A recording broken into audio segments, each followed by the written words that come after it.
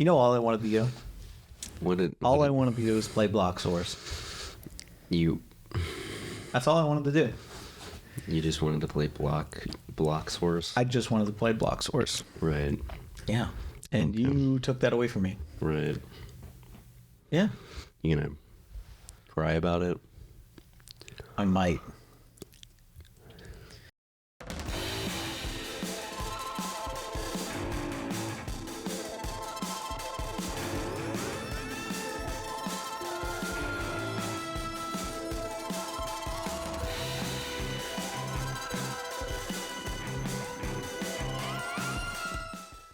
Welcome back to the Lost of the Cosmere podcast, where Today we're talking about Warbreaker.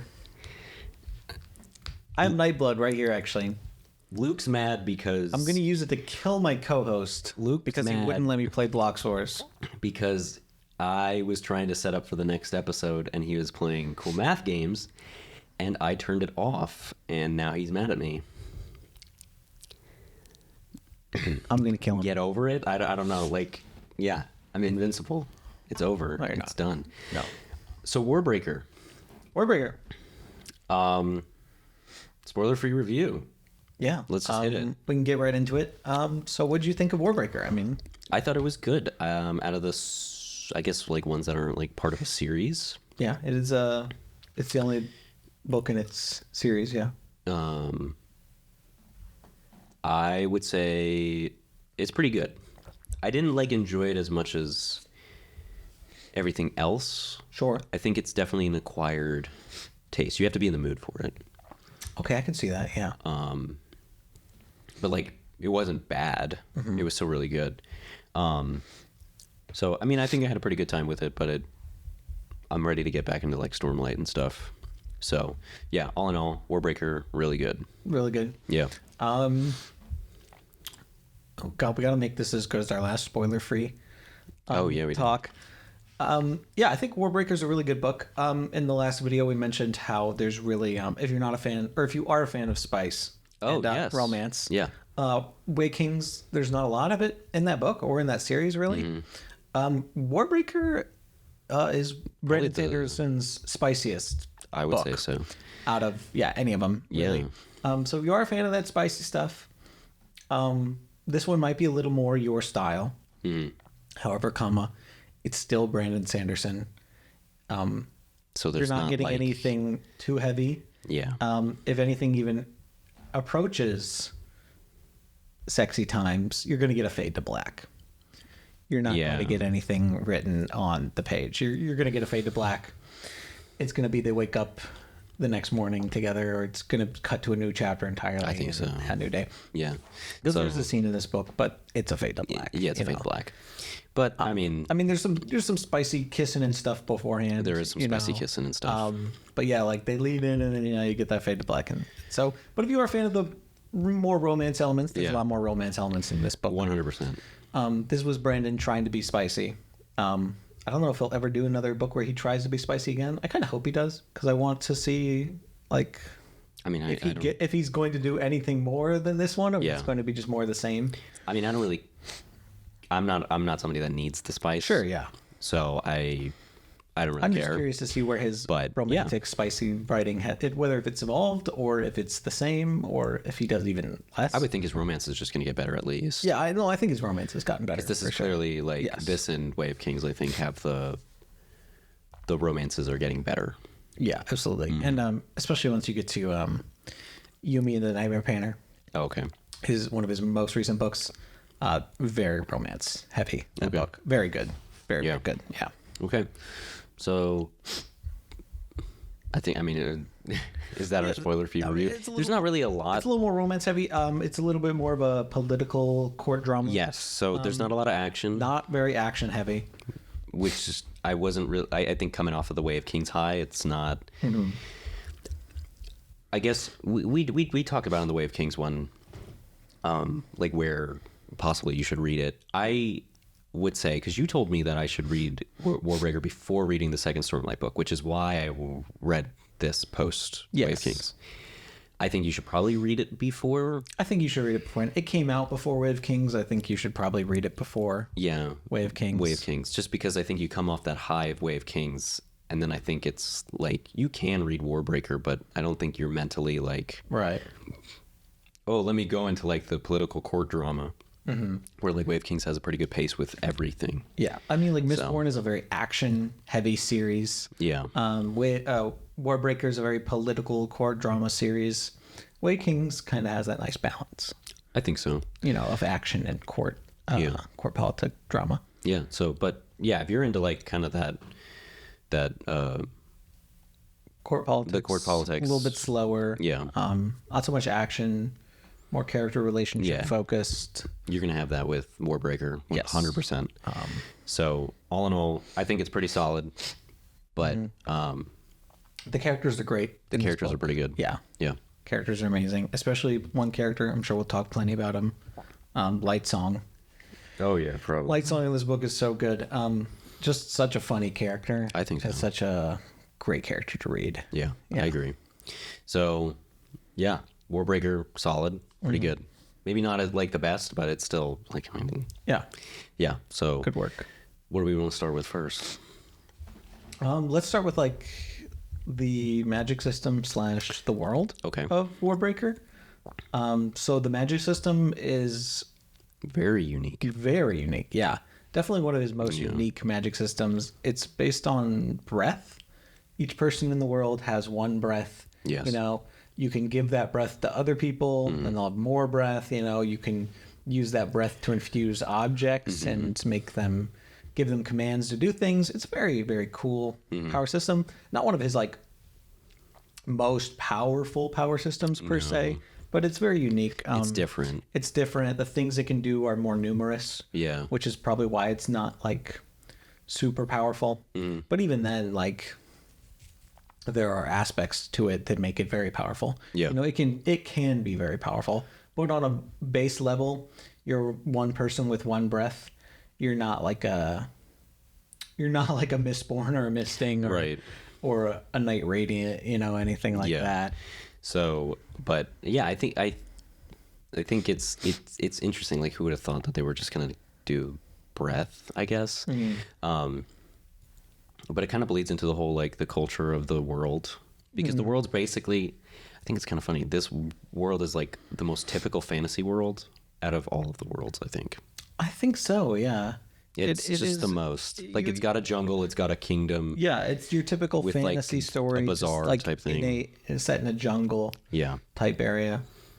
Yeah, so I think it's like the most typical. So, I mean, having the breath kind of be a thing is pretty interesting. And it's like, I mean, again, there's not a lot of action, so you don't really see like the crazy stuff it can do, maybe to like its fullest extent. I agree, yeah. So I don't know if like Brandon's planning on doing another book in the world. But hopefully that one is a little bit more action driven. I'd like that one to be more action heavy because there's so many cool things you can do with the power of breath, especially with the heightenings too. The whole system of heightenings I think is a really interesting idea. Like you get to a certain number of breaths and then all of a sudden like you unlock additional things, right? So you get to 50 breaths and I think you get perfect pitch or no, maybe it's perfect pitch, and then like 100 you get like perfect color recognition, and then like 2,000 breaths is like agelessness, right? So you just stop aging, which is like kind of a crazy ass power to have. You know, even more than that, you can like you can sense you get a life sense, right? So you can sense life around you, which when was it? I think it's like the sixth height. I don't think I have like the exact, because they don't. Me neither do I. I guess the hard part. I think the power system is really cool. He doesn't go in depth with it like he does with the other ones.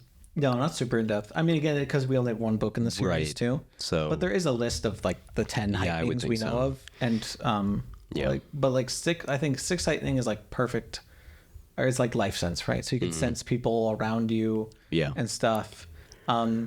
Even more heightenings, you can like give easier commands, like you have more control over the commands you give things. You can break commands without needing passcodes or whatever. Right. Other ones you can sense, like one of the lower ones is you can sense how many breaths another person has. Okay. And then one of the higher ones is you can sense breaths that are imbued in objects, right? Because that's one of the things is like most people can sense how many breaths another person has, right? But not everyone can sense if breaths are stored in an object. Okay.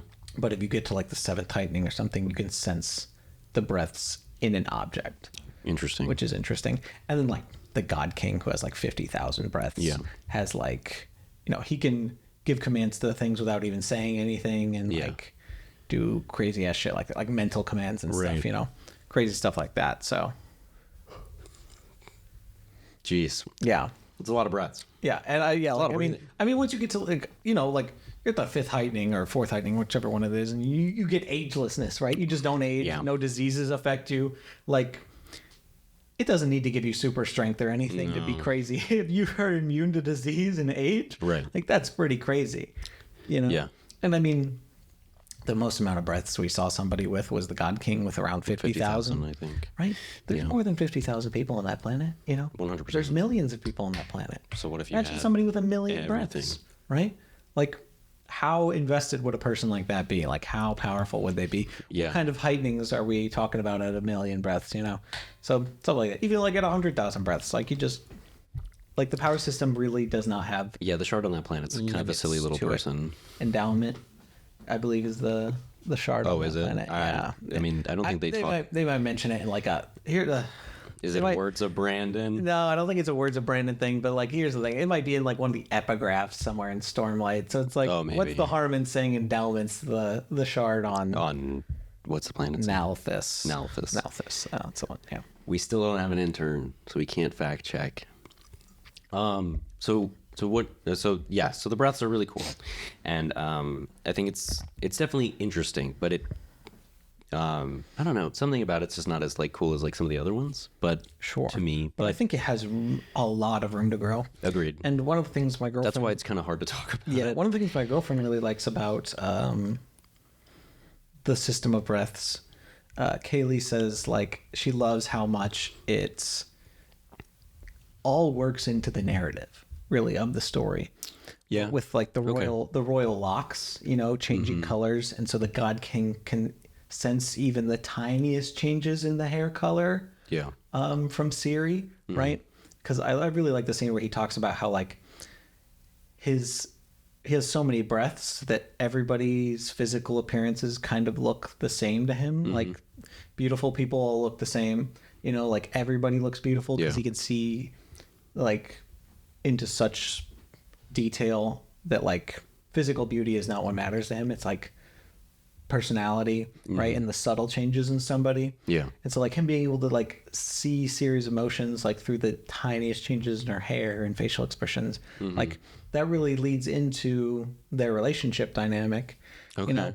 Yeah. And then the power system by the end too really comes into play with how Lightsong, fixes kind of everything by the end. Yes. So it's like, all these subtle things you wouldn't expect to be the most important parts of the magic system are the most important parts of the narrative. Yeah. So like when Vivenna like hides all the breaths she has in an object. Yeah. It's like this very tiny part of the magic system where people can't sense breaths in an object ends up saving her life. Yeah. So it's like all the tiniest parts of this huge magic system work and weave their way into this narrative to like. That's a good point. Really like work the whole story together. Yeah, it's a good point. So I think the magic system really plays a bigger part in this story than a lot of the magic systems. Yeah, so I'm very interested to kind of see where it goes. I would hope that he's going to do another book on the planet. I'm sure at some point he will. Because the book does end in a way where it's kind of like, we'll probably get more of these characters and stuff like that. Yeah. So it has a good open ending. Yeah. So who do we want to talk about first? We usually talk character-wise. There's not really any POVs. There's not even any parts in this. It's kind of just a big ass. Do you want to start with Basher? Yeah, because he's not really. I mean, he's the first one we see, and I do really like Basher a lot. He's a very cool character. just all in all, I think he's a really cool character. Like, because I think Brandon's pretty good with the big reveals. So the 0 to 100 where you get like at the end, it's like he's possibly like something a little bit more. Yeah, he was one of the first returned. Yeah. Like he was a part of the many war. Mm-hmm. He was one of the first returned. He was one of those people that came up with all of these like original commands for the breaths and stuff. Yeah. And he's just been around for that long, surviving on other people's breath. Yeah. That was a really cool reveal. I mean, like by the end, he's kind of like, yeah, I'm a returned. Like every returned has this one powerful returned breath that's worth like 2,000 normal breaths, something like that, right? Like he talks about that, and it's like, and then I just kind of like subsist on other breaths, like because it's every week, I believe. They need at least one breath, or else they'll die. But he's like, if he has like 50 breaths, right? Plus his normal one, his returned breath, like a week will pass, and then it'll just consume one of those 50 breaths, right? And I'll have like 49 weeks left to go, sort of thing. And that's like a year.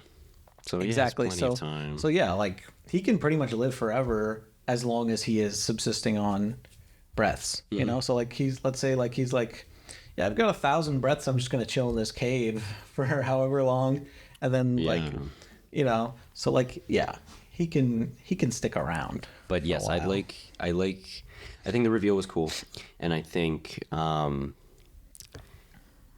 his relationship with his sword is so stupidly funny. It's so weird. Nightblood. That's not actually Nightblood, but that's the closest thing I have to Nightblood. That's Nightblood. Yeah. Nightblood is such a cool thing and character. I guess it's just so Brandon to have a sword that talks. A sword that talks, and with such a specific command too, and truly a very eerie command, right? Like they brought that sword. They also mentioned that the sword was brought to life. At the end of the book, they mentioned it was brought to life with 1,000 returned breaths. Yeah. So it wasn't 1,000 normal breaths that brought the sword to life. It was 1,000 returned breaths. Yeah. So in other words, like 1 million normal breaths. 2 million. 2 million normal breaths brought that sword to life. And the command they gave it was destroy evil. Yeah. Like what the hell so are you thinking? I guess I'm more interested in Nightblood. I think the hard part for Vasher and Nightblood for me is that they're not in it a lot. They start getting into the book more towards the end. I'm very more interested in, I guess, how Nightblood came to be. Yeah. So I don't know if that gets kind of talked about down the road. Yeah, I mean, all that we really know, right, is that it was made with those breaths. It was made by Vasher and then one of the other first returns people, right? Because Denth is also one of them, and so he was trying to kill Vasher because Vasher killed her, kind of thing, right? So he killed the person that helped make it, and then Denth tried to kill him, and then he killed Denth, right? Yeah. So now there's only like 2 of them left because there were like a group of 5 of them or something. Yes. So right? who was the other one? Yeah. So there's a lot about Nalthus and stuff in the past. He'll probably make a you could make a prequel, you could make a sequel, you could do a lot with that world. Okay. Yeah. So it's very cool. So yeah, but I thought Nightblood and Vasher were cool. I think both of those characters I want more of is basically what I'm kind of trying to say. Me too. Like I think they need a little bit more than what they had. I agree. Yeah. But I think when they were doing stuff, they had the most action in their kind of storyline. So I'm interested to kind of see where they go. If they show up in other Cosmere things. Right. Perhaps. I don't know. Okay. But yeah, I like both of them a lot. But it's just kind of hard to say much about them because I think they really need more for their time to shine. They're not in the story a whole bunch, but they're cool. Yeah. They do stand out. So we want to talk about Ciri or Vivenna? I mean, we're going to save Lightsong for last because I think Vivenna's a little more interesting than Ciri, so let's talk about Ciri first. Okay, so I think Ciri's just like a fine character for me. Like I wasn't overly interested when reading her stuff, not like bored. I get you. But it was at least cool to see, like, I guess it was cool to see both her and Vivenna have like that yin and yang of like somebody that was supposed to be important have to learn how to become unimportant. Then somebody who wasn't important do the opposite. And so I thought that was cool because like both of them kind of changed and almost like became opposite of what they were by the end of it, which I thought was cool. And by the end, Ciri pretty much becomes the queen, and by the end, Vivenna pretty much kind of abandoned. She's just kind of a duties rogue on her own. It's a very interesting dynamic. But her relationship, I think, with the God King, what's his name? Susebron. Susebron. I thought was really cute. It is really cute. Yeah. I thought it was well done. Brandon I think Brandon knows how to do the romance stuff. He needs to lean into it a little bit more. He needs to lean into it. I think it was done super well. I mean, it starts off in the weirdest way possible. Right? Yeah. But on a reread, it's not as bad as like you might think. Like, 'cause, like those first couple nights, you know, Ciri's like sleeping on the floor and like terrified, and she like slowly gains confidence and is like crawling into bed, you know, with him, and he's just kind of looking at her like he doesn't know what the fuck's going on. Yeah. And she's just like, "Fuck it, I'm gonna sleep." Like, I'm sick of this. And then there's, I mean, that scene where she realizes they're listening through the walls, and she's making like the noises. Oh my god, it's just it's just so funny. It's yeah. I mean, funny, and especially when he's looking at her too, like, what the hell's happening? Like he has no idea. Yeah, I thought they were very cute, but I think especially when they learn how to talk to each other. Yeah, you know. Yeah, because did he have a magical iPad? He didn't have a magical iPad. No, they taught him how to read and write. Yes. Or maybe they didn't teach him how to write or read, but I think he had a book with him from his like early childhood. From his childhood. It was the childhood stories. Yeah. And then she taught him kind of how to read and write. Yes, because it was kind of like a little bit of like... it's not like he couldn't hear. He could hear. He can understand speech. So she was teaching him what letters were and how to read and write, and he caught on pretty quickly. Right. And so she kind of realized like, oh, he's not an idiot. He just had his tongue cut out. Like, yeah, so he doesn't know how to communicate like perfectly. Exactly. But he is smart. Yeah. So, I mean, I thought they were cute, and I think like towards the end, like them kind of having their little moment to shine with like their part in like saving the kingdom kind of thing. Yeah, I thought it was really cool. Yeah. And like it was an interesting I guess like character in terms of like Ciri. I like just by the end how hard she's fighting to keep him alive, you know, because it was just cool to see like her scheming and her like her way around like through politics and stuff, and just trying to uncover the conspiracy all to like save him. Yeah. It was just cool to see like somebody do like such a selfless act, but not in like your traditional action sense, like I'm gonna throw myself in front of this like monster or something. It's like, no, I'm gonna throw myself in front of this whole conspiracy to protect him. Yeah. You know, and all this political intrigue. Yeah. So it was pretty cool. It was pretty cool. Yeah. So, and then on the flip side with Vivenna, you know, kind of being this like almost like this pristine, like how dare pompous, I not pompous be important royal anymore? Yeah, like her whole goal, she says from the beginning it's to save her sister, but I mean it's definitely comes from a more selfish place than that. She wanted to prove that she was the important one, and like Ciri's kind of stealing her spotlight, right, which is so weird, right? Because not that she ever wanted to be the God King's wife or anything like that, but she did want to be important. So, well, I mean, that's what her whole life was kind of studied for. I guess, like, I guess the good lesson for it was, you know, you can prepare your whole life for something, but life might not take you in that direction. Right. Kind of thing, which I thought was a good kind of way of doing it, with the fact that Vivenna kind of almost finally kind of comes into her own, kind of coming to terms with that that's not going to be her life. Like that's it. Like it's over. No, Vivenna has a lot of internal and personal struggles in this book, and I think it's really interesting because she's not really a good person. Not really. You know, she is kind of a shitty person. Yeah. And that was one of the things Kaylee and I talked a lot about while she was reading.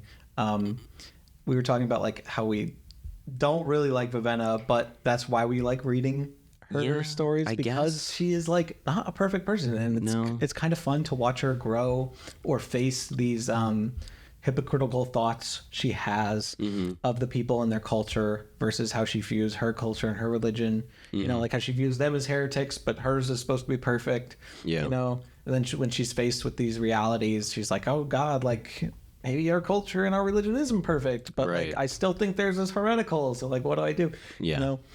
Yeah, she's just. It's just interesting watching. Maybe that's why I'm like having. Maybe that's why I'm change. having trouble with like a lot of the characters, because like Vasher and Nightblood, I think they're not in it a lot. Ciri, I think, is kind of just like that typical like young love thing, so it's not like completely uninteresting. But Vivenna is actually like not a nice person, so it's kind of like she's not. Yeah. So I'm like, I mean, at least until like the end. Right. Yeah. I mean, So but it's kind of hard. throughout the story, she is She's spoiled. Like she's a very spoiled, mean person, but she goes through a lot of shit in that book, you know, and it does change her for the better, I think. Despite how horrible some of the shit she goes through. I know. Like, you know, she's being on the streets for as long as... being on the streets and, like, even to the point where she, like, thinking to herself, like, she has to sell her body for food and stuff. Like, really rough shit. Really rough. Like, hers is not the typical hero story. No, it's not. So I appreciate... she is not. Yeah, I appreciate that it was, like, unique. And that it was, like, a different... It wasn't that typical, like, princess kind of story. It was more rough. Ciri had that traditional like fairy tale-esque story, and Vivenna had like like a street rat. Yeah, you know? A weird reverse Aladdin. Yeah, reverse Aladdin story.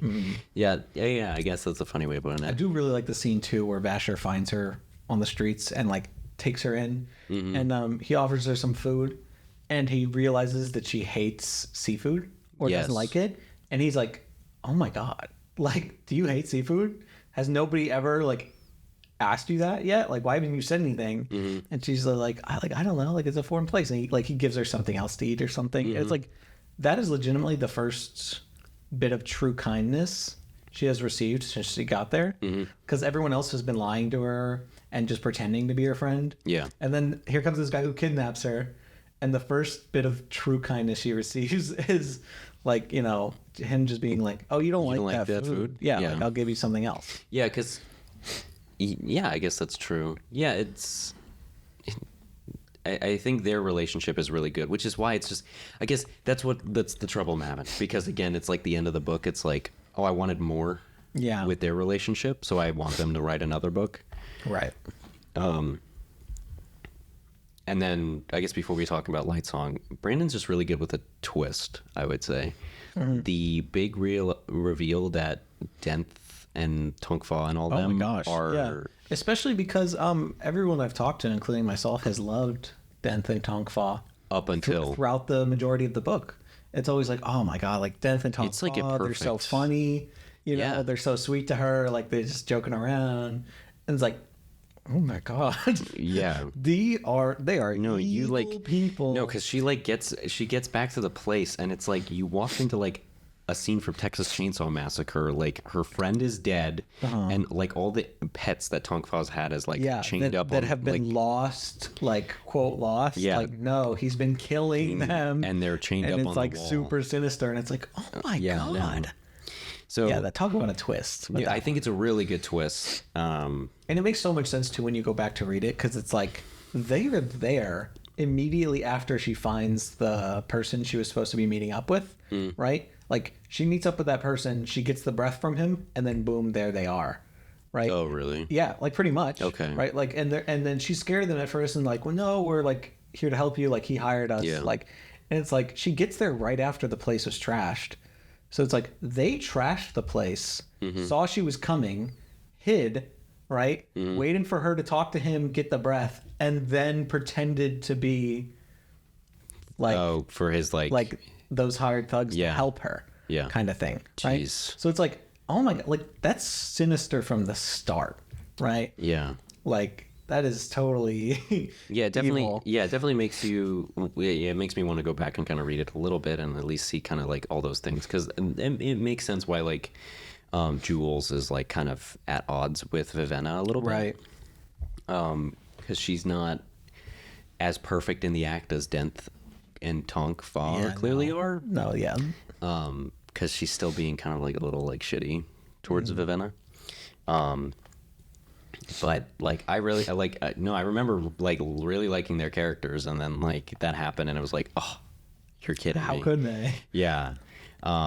So, but I thought that was really cool. But it's also such a twist where they are so.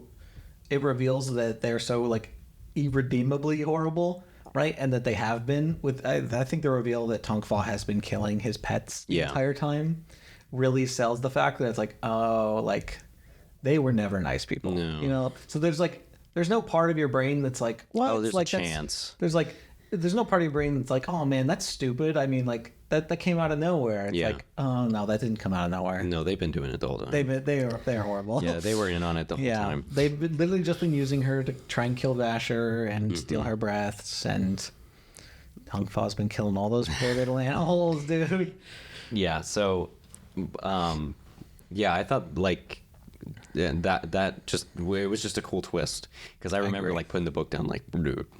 But I really, it's again, I want to see a little bit more like, I mean, Denth is dead, but I'd like a little bit more of what his deal was with Vasher. Mm-hmm. Yeah, I think that's my biggest criticism of the book. Clearly, a lot of beef. There's a lot of beef and like some big past there that I feel is more interesting than the story at hand. The specifics of the history of the world we don't know about. And I feel like that's a little bit more interesting than the story that we were told. Right. Personally. No, I agree. I feel like it very well could be. But, so then Lightsong. Lightsong is the best part of this book. Oh my God. He is so good. He's silly. He's super silly. He's just a super fun, charismatic character. Yeah. Super funny. Super quippy. Really smart character too. Yeah, you would think that he'd kind of be like that dumb meathead kind of thing, but he's really not. No, he's a very intellectual character. Yeah. And he pretends to be. There's this like talk he has with Ciri in the book where he's like, to trick people into thinking you're an idiot, right? You have to like act smart but act like you're being an idiot, and like it's like so overly complicated. Yeah, and it's like so stupid, and it's like, but it works, right? Yeah, no, it works because so everybody thinks he's stupid. Everybody thinks he's stupid, but then there are other people that think he's so stupid that he's actually secretly smart. Yeah, which he is, right? But then it even gets to the point where he pretends to be so stupid in everything he does that even those people begin to question if he's actually smart, because like Blushweaver even has moments where she's like, she thinks he is like, it's all hacked. Right? Yeah. Which, I think it's because like, he's like, I'm a perfectly normal guy, right? Everyone thinks like I'm not, right? So he pretends to be like smart, but then pretends to be normal so that people will leave him alone. Like he pretends to be, you want to pretend to be a little less smart than everyone else. It's like so hard to fucking explain. Right? Yeah, like you cannot explain it unless you are lights on. Yeah, it's so stupid. Right? But basically, he just wants people to leave him alone. You know, basically, he doesn't want to be part of the big trauma or anything. No. And Blushweaver like constantly asks, "Can we?" It's constantly like, trying to fuck him. Right? Yeah. And he's always like, "No, ma'am, not today." No. So she's always trying to get him like involved in the political schemes. Yeah, she's always trying to poke the bear. And then he is playing his part so well of being like out of politics and like a normal guy that doesn't care, that she somewhat believes that, which is the truth. But like he's like going too far into it to make other people think that he's like pretending. Yeah. So it's just so weird. It's so weird, but when he says it, it makes perfect sense. You know. So I think I liked the heart behind Lightsong. I think he had a pretty cool character in the fact that you're kind of trying to figure out, while he's also trying to figure out, you know, who he was in the past life kind of thing. I think I kind of figured out that he was related to, what's his his guy's name? He calls him Scoot all the time. Scoot, yeah. I don't remember his actual name, but yeah, he calls him Scoot. Anyway, but I figured that he had some like relation to him pretty early on when he had kind of asked.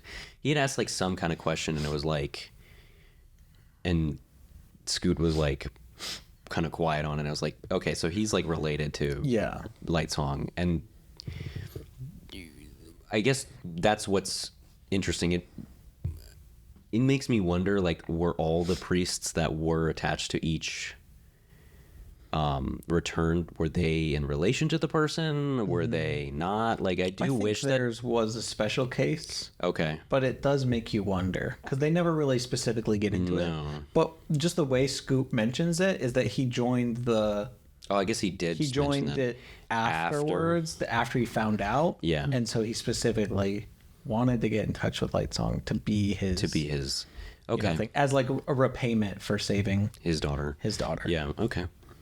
Which that is also a good... I thought that was a cool twist. I don't know what that, like, play on his name is, because all of them seem to have, like, a play on their name. So Lightsong being his... I think it's mostly a play on their personalities. Oh, okay. You know, like he's light. He loves to yap. I guess. Yeah. Because he does yap.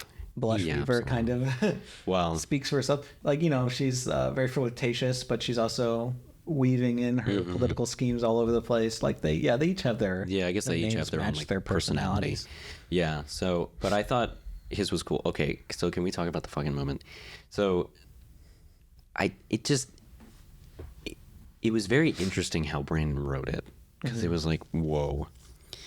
But when like Lightsong and Scoot and Suzebron were in the cage, and then Blushweaver's like being held like with the knife to her neck, and he's like, "You're not gonna do it," and then he does it, and it's just like what the fuck? Yeah, it's kind of crazy when Brandon does some, like, I think this one has the most just like gut punch things like they would not expect from Brandon, between the Denth thing and that. Yeah, the Blushweaver. And I will give him big props for that, because both of those moments were just like like, are you serious?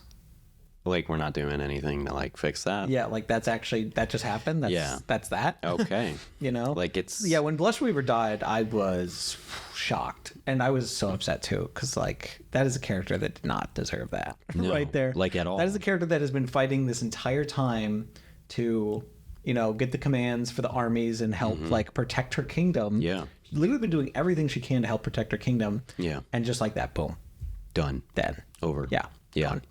Yeah, I mean, and I think I think it was kind of a wake-up call that Lightsong needed, because he was living his life in such a nothing bad's ever going to happen, like I'm separating myself from all the serious politics of these stupid gods, I think kind of thing. So watching his friend die like that in front of him, and then the final like confirmation that he was just like he was like a scribe. Yeah, because he thought he was like a cop, it was really or something. Kind of like a wake-up call for him. Yeah, it was just like, dude, he was like literally the most important thing he did in his life. A scribe that worked on a ship.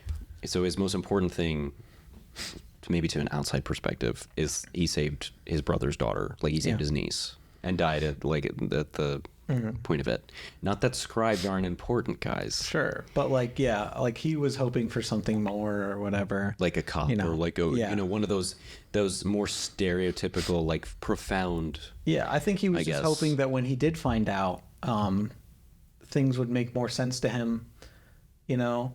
So I think even if he was a cop, he still would have kind of had that feeling of like emptiness in a way, because like they really figured it out, and that it's gone. Because they really kind of do hammer on the fact that like it doesn't matter what you were before, it matters what you are now. Yeah, kind of thing, right?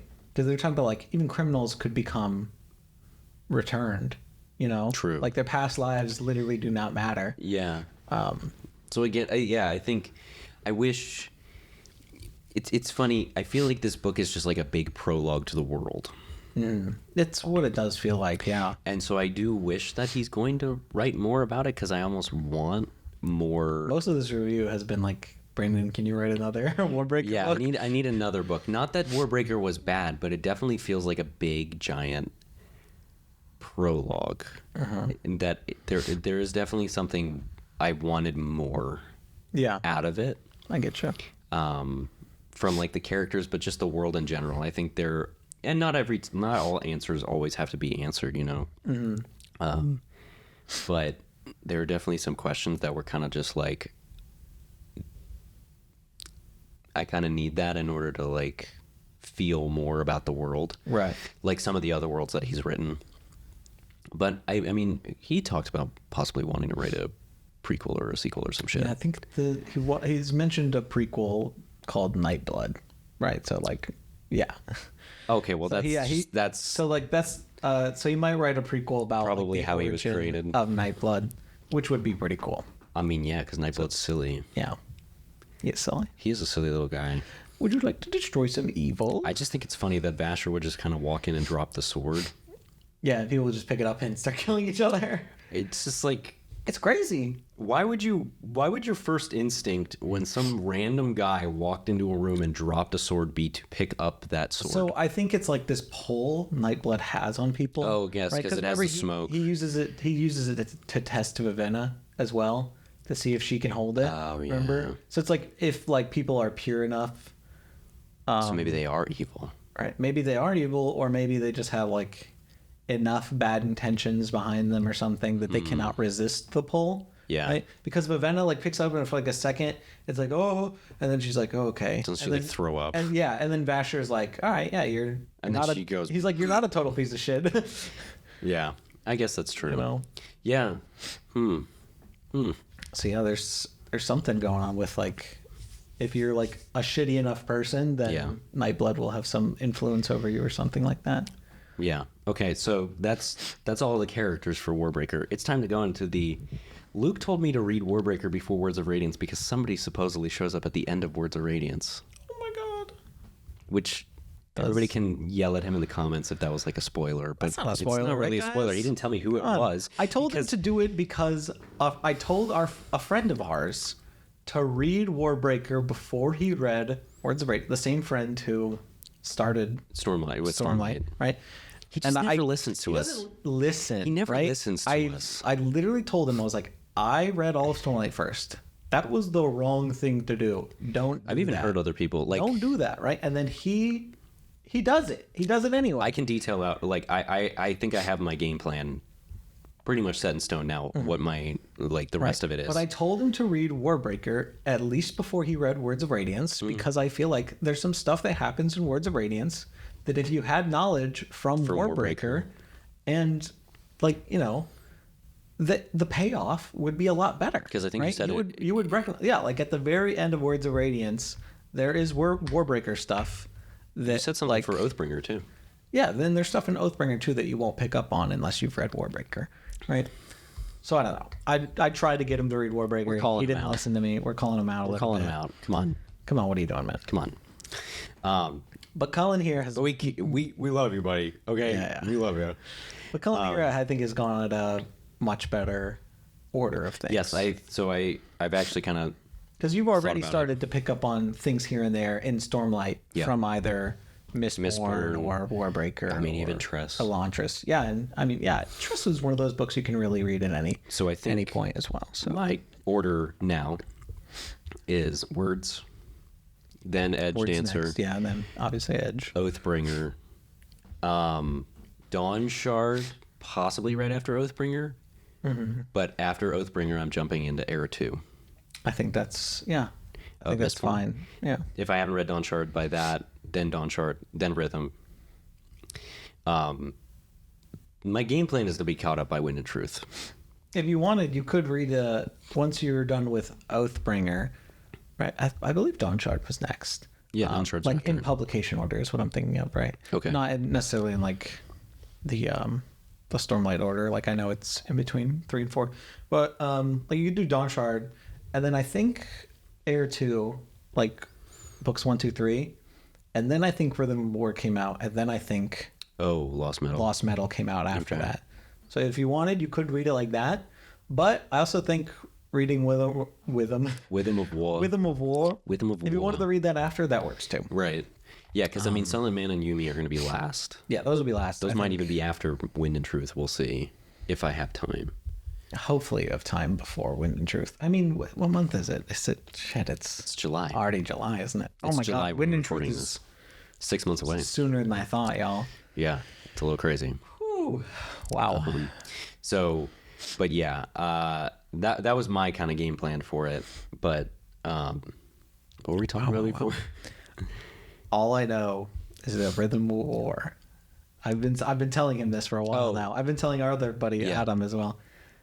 Has the craziest cliffhanger. Yeah. The craziest, and it's literally the last page too.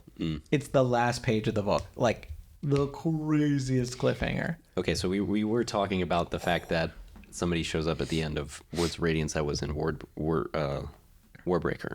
Or is it somebody, or is it just something to do with Warbreaker?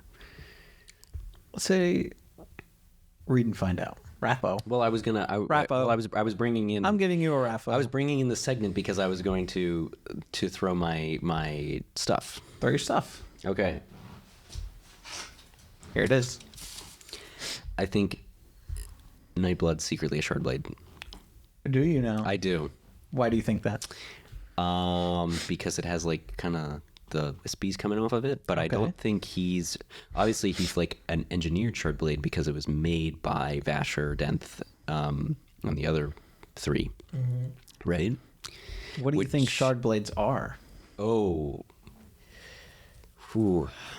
Well, There's so a question, right? It's got Shard in the name, right? Sure. So it's got to have something to do with whoever has been like making these planets, right? Maybe. Of the possible 16 that Hoyd kind of alluded 16. To, that he talked to, that magical number. So what a Shardblade is? Oof. I mean, I don't know. I really don't. You got to say something. I don't want to. With the tinfoil hat on, you have to say something. I don't want to say some dumb, like profound, like it's part of their soul, and then it's like, maybe it's like their anger or something, like, objectified, personified. I don't know. Like it's manifested. Manifested. That's the one. There's a word.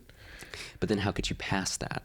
And it doesn't make anybody angry. So, but you think Nightblood is a Shardblade? I think Nightblood is a Shardblade, and I think the 5 scholars of the Warbreaker world, whatever it's called, what is it called? You can call them the 5 scholars. The 5 scholars. Nalthis. Nalthis. Yeah, Nalthis. Made a Shardblade on accident, but it's not perfect considering Nightblood's it's acting the way it's acting. A weird little guy. Because he's sitting there like, would you like to destroy evil? And then takes over people's bodies and stuff. Oh man. Yeah. I even maybe want to go say even some further. More crap. Maybe I even want to go crazier, but say some wild stuff. What if keep your hat on there? What if the voices in Zet's head are there voices in your head? Are Nightblood's voices? Oh yeah. Because he has a Shardblade. He does have a Shardblade. What if it's Nightblood? Is it described as Nightblood though in the beginning? I don't remember if they describe his Shardblade. He has a Shardblade though. But he has a Shardblade. Sure does. Makes me wonder if that's what is talking to him in his head. Isn't it fun, guys? Is Nightblood just being silly little for all the homies guy? that have read and know what's up? Isn't it fun to watch this little guy just scramble and grasp? I think things? I've got some pretty good theories. I do. I think I have some pretty good ones. You have some pretty good ones. I think I have some pretty good ones. I thought you were about to pull something out of that hat for a second. Pull a full Shardblade. And look what I have here, Nightblood. Now you're gonna tell me. Tell me what it is. I really want to have one of those back assward ones that just gets completely proven wrong. Just one? Well, I guess I haven't had any, have we really gone into depth on my theories? I think I've only really had this one. Oh, did I talk? No, I talked about one in the Wave Kings one where it's just each of the people with a talking sprint or the head of each of you they would be. That. Yeah. But that one I think is kind of obvious. That just seems narratively. That seems narratively obvious. Okay. Oh my god. Well, anyway, Tell us which Spren plushies to buy for the set when those come out. Tell us which Spren plushies to buy. Because I'm kind of worried that I'm going to spend unreasonable amounts of money. Buy and play Elden Ring. Oh my he god! Totally should. If Brandon Sanderson can play Elden Ring, so Luke has mentioned we've just completely gone off of Warbreaker. It's probably just because Warbreaker is good, but it doesn't really. Shut up. We were giving our theories. That's what we do at the end of these. So we do the theories. For the theories for the people, because Luke thinks he knows what Spren I would be attached to totally. Yeah, I think so. What do you guys think in the comments? Which one I would be attached to? What kind of Spren would Cullen have? What order of Knight Radiant would Cullen be? Oh, does that confirm my theory? What's your theory? That there's like each. Okay, we can't play dumb. I've read some Words of Radiance. Like I've read a little bit of Words of Radiance. Okay, I know that there's the different orders. Okay, I'm sorry. He knows there's different orders. I did it for the Wave It's not King. exactly like a spoilery thing, though. No, because again, like I said, I think it's talk about the different orders of Radiant, look, in the books. But I will. No, they don't talk about it in Wave Kings though. They don't mention at all that there were different orders of Radiance. No, they don't talk about it until Words of Radiance. It's like the first chapter of Words. Okay, but.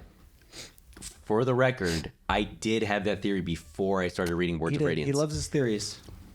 But, again, like I said, I think that's like narratively, it's kind of obvious. I guess we'll see. But the Zeth possibly having Nightblood one, that one's probably a little nutty. What are you going to... So, what do I get if I was right on that one? What would you get? What do I get if I'm right on this? What do you want? I don't know. What do I want? Think about what you want. Let us know in the comments what I want. I think he wants to play Elden Ring. No. Oh my god. If he's wrong, so anyway, he should play Elden Ring. Other right, theories about like what Warbreaker things might be in Stormlight. Well, because it's very interesting that they deal with breath in Warbreaker. They do talk about breath a lot when it comes to Stormlight. Do they? Yes, because they talk about like if they like talk, the Stormlight leaks out of their breath. That's true. So does leak out of them if they talk. I wonder if both, I guess, investitures are very interlinked, intertwined, interlinked, cells interlinked. Interlinked. You are way off base. Hey, if you guys didn't know, we watched Runner Blade Runner 2049 a couple weeks ago. But I wonder if those are kind of like linked a little bit. We can't keep so going into that loop. But let us know what you thought of Cullen's crazy, wild ass theories. Yes. Next episode will most likely be the Words of Radiance episode. I think we've kind of gone on the straight and narrow for each thing. I think we're finally at a decent place. Hopefully by the time we do the next one, Cullen won't be halfway through Oathbringer or something. I mean, I'm trying, dude. I'm sorry. The books are so fucking good. I know. He's just been reading at such a speed demon pace that we were 2 books behind. Well, it's actually funny. I haven't even been reading Words at a speed demon pace because I didn't want to get so far ahead that I had to play dumb. But now you can. Oh, yeah. It's going to be done in like a week, probably. It'll be ridiculous. Oh, my God. I'm so excited. It's such a crazy book. Yeah. I mean, it already is a crazy book. White Spine Uncaged. Anybody? I don't know what that means. All right, guys. What did you think of this episode? Let us know in the comments below. Let us know what you thought of Warbreaker. What other books do you want us to talk about, too? Yeah, do you want me to do the order that I talked about in terms of the order? Do you think that's the right reading order? Or do you want me to just go, no, read Sunlit Man next? Don't tell me Nobody's going to tell me to read that next. No, nobody's going to say that. No, nobody's going to say that. All right, guys. We'll catch you in the next video. Peace. Peace.